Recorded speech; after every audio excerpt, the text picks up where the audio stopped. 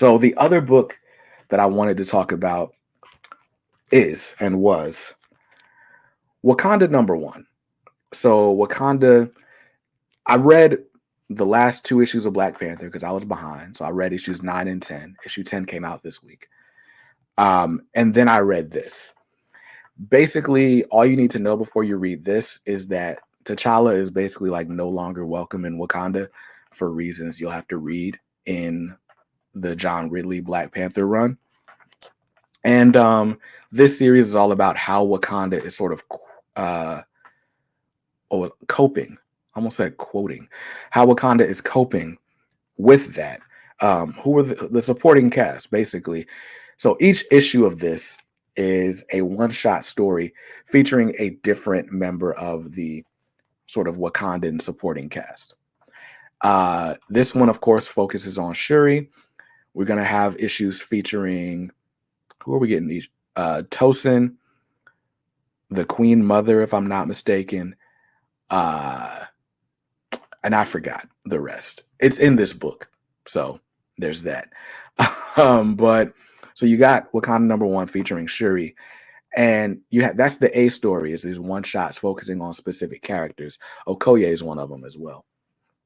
And then there's a B story that's threaded through all 6 issues. That is the history of the Black Panthers. And that was, to me, kind of the draw for the series as a whole. But I was really excited about issue 1 because Stephanie Williams is writing it, or wrote it. So Wakanda number one, featuring an A story by Stephanie Williams with art by Paco Medina, who coincidentally also did art on that book that shall not be named, featuring Miles Morales that time. It was good art, just bad writing. But anyway, I'm pulling up Wakanda number one on my tablet so I can tell you what some of my favorite parts were.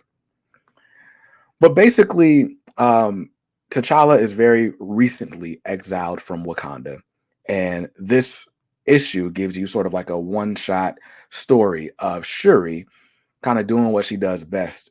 We find her in a lab, sort of examining some things. She's trying to replicate some technology that has been naturally occurring in Wakanda under her nose.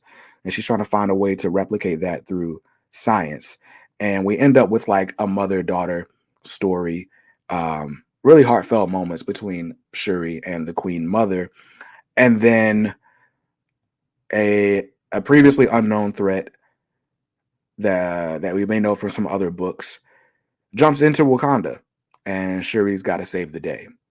So without spoiling the plot of the book or spoiling the book at all, what I will say about this book is I didn't expect to enjoy it as much as I did, because I'm like, it's a Wakanda book without T'Challa, like, you know.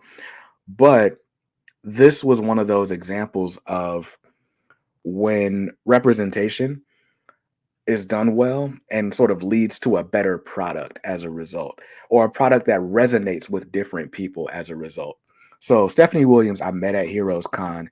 She's a wife. She's a mom. She's not that much older than me, if I remember correctly. As a matter of fact, I might be older than her. But anyway, reading this book, you could tell it was written by a Black mom.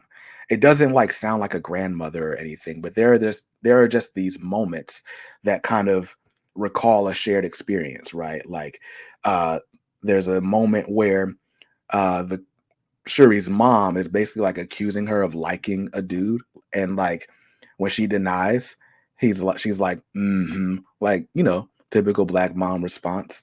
There's a point where like she forces Shuri to go get some food. There's just a lot of stuff. And I posted on my Twitter page that there's a moment where Shuri does something heroic and she's just within view of some little girl. And that girl says to her mom, like, yo, did you see that? She's so strong. So it was really cool, like just seeing a book written by a Black woman kind of for Black girls, right? Obviously, I'm not a Black girl and I enjoyed the book. But I sort of enjoyed that aspect of the book even more than the action. I think the threat that comes to Wakanda is like, hit or miss, but the book is well done. The dialogue is great. And yeah, so Wakanda, number one, the A story by Stephanie Williams, I'd have to give it an 8 out of 10. It was a pretty good comic book. I enjoyed it a lot. And the art was really good. I really enjoyed the art by Paco Medina. And then the B story on this was the history of the Black Panthers. And so they basically just kind of started out with the first two Black Panthers. But you're not really just getting the history of the Black Panthers. You're kind of getting the history of Wakanda as a whole. But here's like one of the first Black Panthers. I really enjoyed the art in this as well because the art on the B story sort of looks older, like an homage to an older time. But this really kind of just breaks down how Wakanda came to be, what role vibranium had, how Wakanda society worked before vibranium, and what vibranium sort of introduced to the land. And at the same time, how the mantle of Black Panther sort of evolved and was created. So that was interesting as well. But the best part about this B story is that it's annotated. And I don't know, they didn't like announce that beforehand, but it's annotated. And like every panel has something that harkens back to a Black Panther story in the past, going from Black Panther's origin in Fantastic Four 52 all the way up to like more recent introductions into Wakandan mythos in the Ta-Nehisi Coates run. And there's even things that happen in this issue that are happening for the first time. And so if you are a Black Panther fan, if you're trying to learn more about Wakanda as I am, this is actually a really good book to get.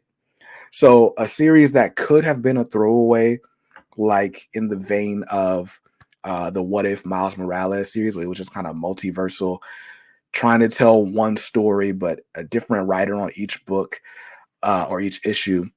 This ends up being like a really well done project.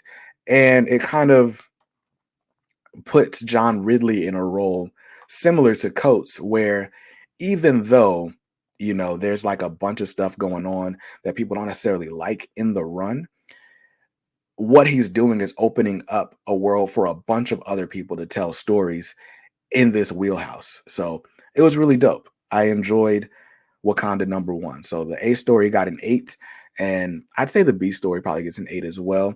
And it's really off the strength of the annotations. There's not a whole lot going on in the B story. It's just a history lesson. So yeah, that was an issue that I was surprised that I enjoyed as much as I did.